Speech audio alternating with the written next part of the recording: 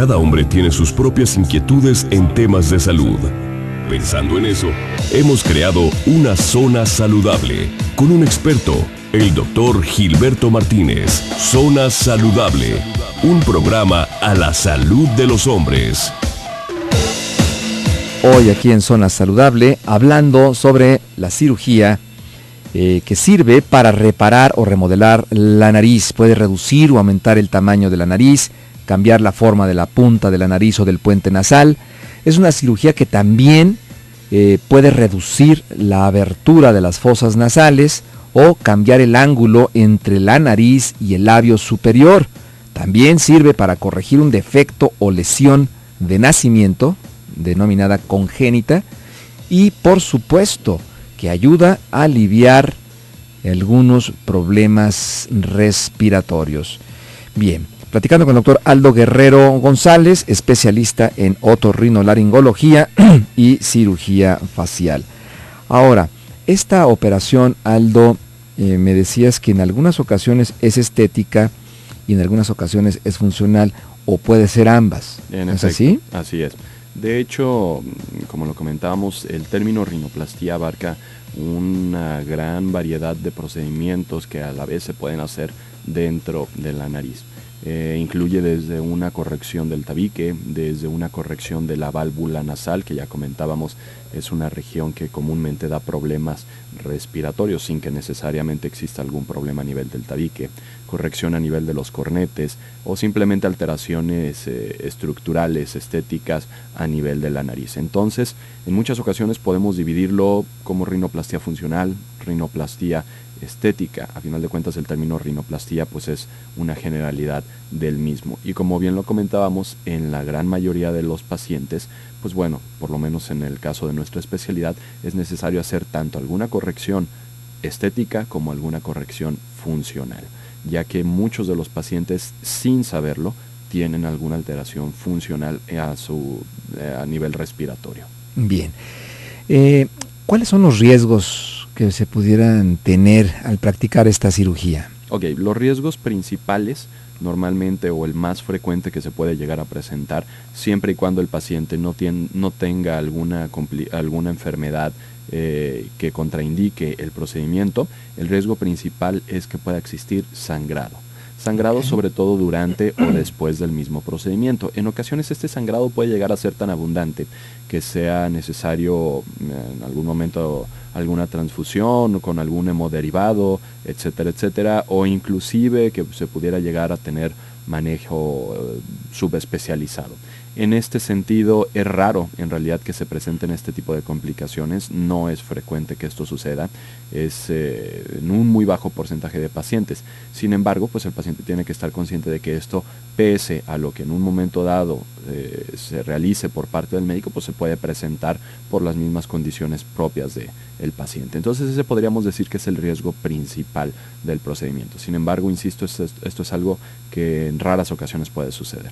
Bien, ahora bueno, también hay estos hematomas, producto pues también de este pequeño sangrado que es normal, es propio, ¿no? Esto sobre todo se presenta cuando es necesario hacer alguna fractura a nivel de los huesos de la nariz, que cuando se realiza una fractura a nivel de los huesos de la nariz es porque se tuvo que hacer alguna corrección estética, sobre todo a nivel del dorso, donde las personas regularmente dicen es que tengo esta jorobita.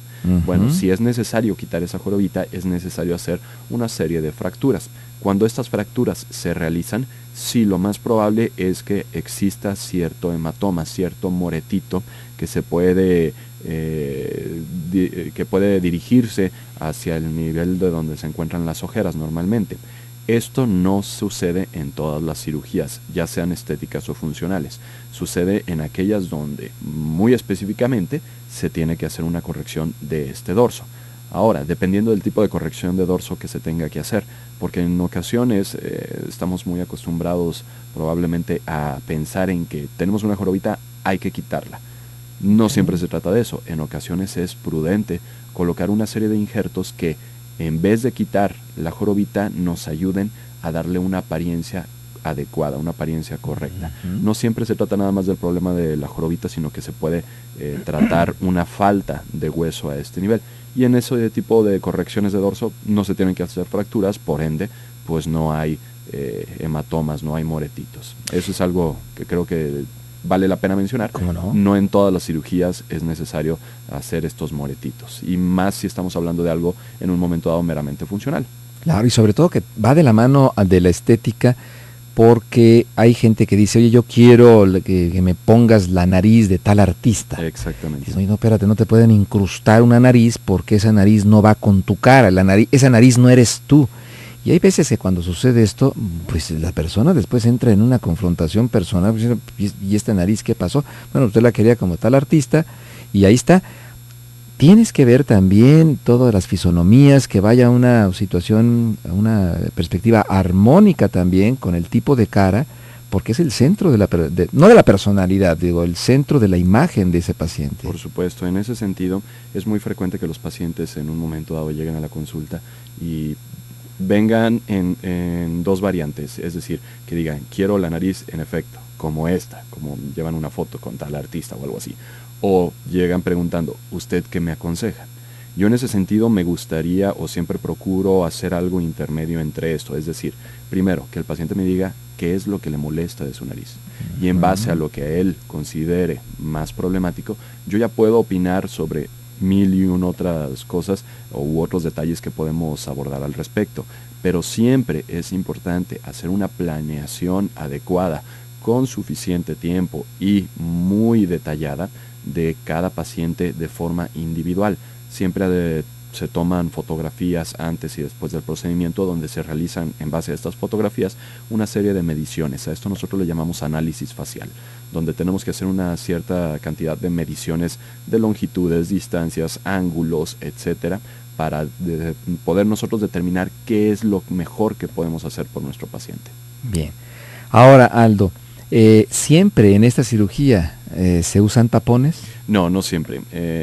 Antiguamente sí era completamente necesario, y pues bueno, era en efecto algo bastante para hacer molesto. Hemostasia, ¿no? Para evitar la hemorragia. Exactamente, tomando en cuenta que es la complicación más común que se puede presentar.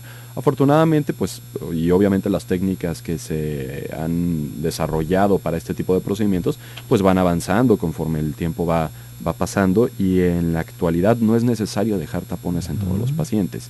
Por lo menos yo en lo personal no me gusta utilizarlos en todos mis pacientes, y cuando es necesario dejar algún material dentro de la nariz, pues no son tapones de gasa como los que se utilizaban anteriormente, y dependiendo de los insumos también con los que se cuenten en un hospital, pues bueno, no siempre es necesario. Yo actualmente, si utilizo algo, serán únicamente suturas que se absorben completamente solas, o en un momento dado otro tipo de materiales que al paciente no le son molestos, que una vez que los retiramos, pues bueno, salen bastante fácil, sin complicaciones, sin sangrado, etcétera. Bien, ¿el abordaje es siempre cerrado o hay también técnicas con abordaje abierto? Hay de los dos tipos, y esto se va a realizar dependiendo de las necesidades del paciente. Correcto. El abordaje en efecto puede ser cerrado, todas las cirugías por dentro de la nariz, hay incisiones únicamente por dentro, no hay alguna incisión por fuera. Ahora bien, cuando hay pacientes en los que necesitamos hacer correcciones mayores, y que, bueno, pues a mí en lo personal, que es una cirugía que me gusta muchísimo porque es de sumo detalle, en este sentido también se pueden hacer abordajes abiertos, lo que se llama rinoplastia abierta o rinoplastia